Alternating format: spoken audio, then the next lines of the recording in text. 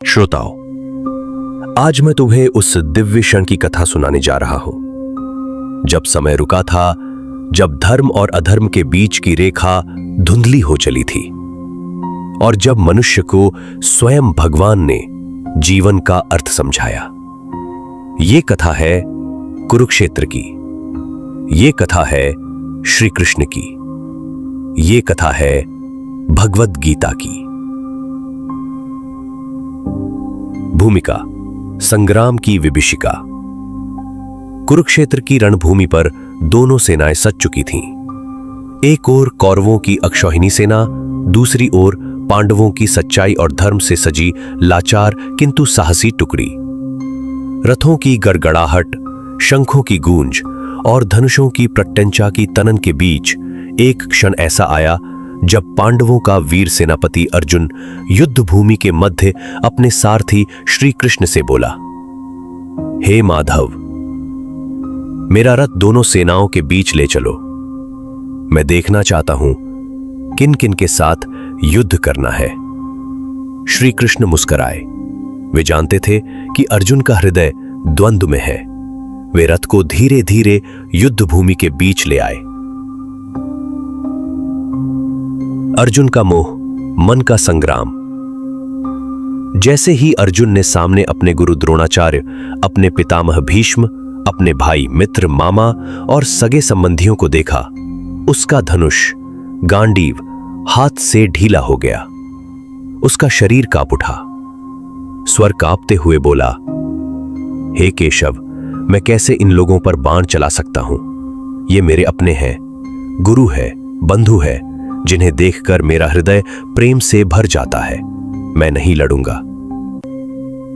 यह कहकर अर्जुन ने अपने धनुष को नीचे रख दिया और रथ पर बैठ गया अश्रुपूरित नेत्रों से।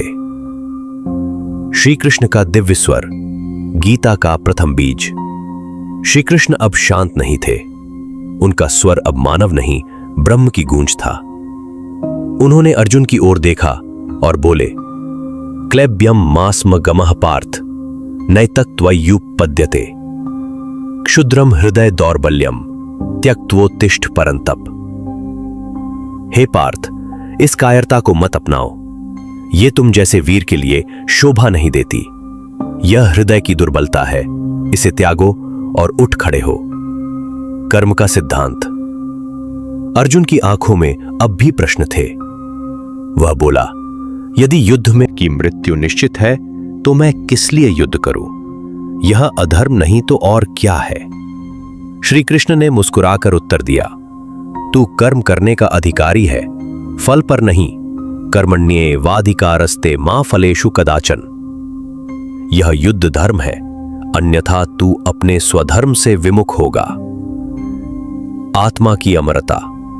अब श्री कृष्ण ने अर्जुन को आत्मा का रहस्य समझाया। हे अर्जुन, तू जिसे मारने जा रहा है वह देह है। आत्मा नहीं मरती। आत्मा न उत्पन्न होती है न नष्ट होती है। वह अग्नि से जलती नहीं, जल से भीगती नहीं, वायु से उड़ती नहीं, शस्त्रों से कटती नहीं। न जायते म्रियते वा कदाचित। आत्मा अजर, अमर, अविनाशी है। ज्ञान योग की ओर अग्रसर। श्री कृष्ण ने अर्जुन को यह भी बताया कि जिस प्रकार कोई मनुष्य पुराने वस्त्रों को त्याग कर नए वस्त्र धारण करता है, वैसे ही आत्मा एक देह त्याग कर दूसरी धारण करती है। यह चक्र चलता रहता है। जन्म और मृत्यु केवल परिवर्तन है, अंत नहीं। तो श्रोताओं, यही था उस दिव्य उपदेश का प्रथम क्षण जब अर्जुन केवल योद्धा नहीं रहा, वह बन गया एक शिष्य, एक जिज्ञासु। और श्री कृष्ण केवल सारथी नहीं रहे, वे बन गए जगत गुरु, संपूर्ण ब्रह्मांड के गुरु। अगले भाग में हम जानेंगे श्री कृष्ण द्वारा बताए गए योगों का रहस्य, ज्ञान योग।